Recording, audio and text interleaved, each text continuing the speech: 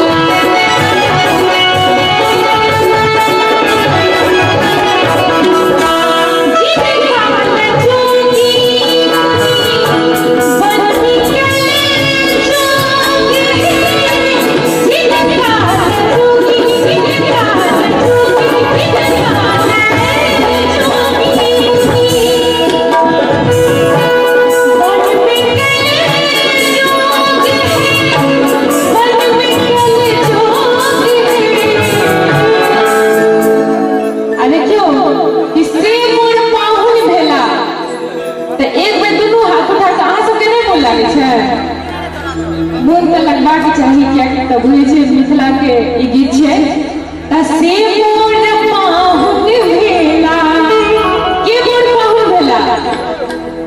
भगवान श्री राम।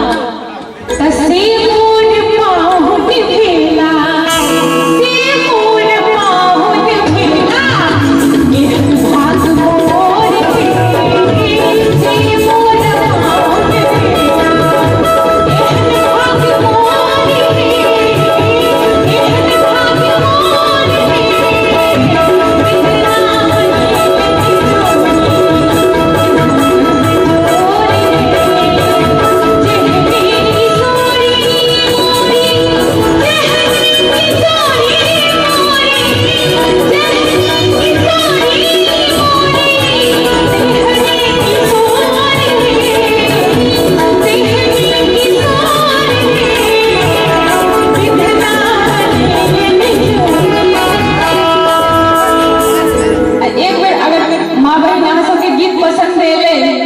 एक बेर सब गोटे ताली चाहे छी हम, सब गोटे आ ताली बजा के देखियो केना मीठ मीठ नीक लगतै।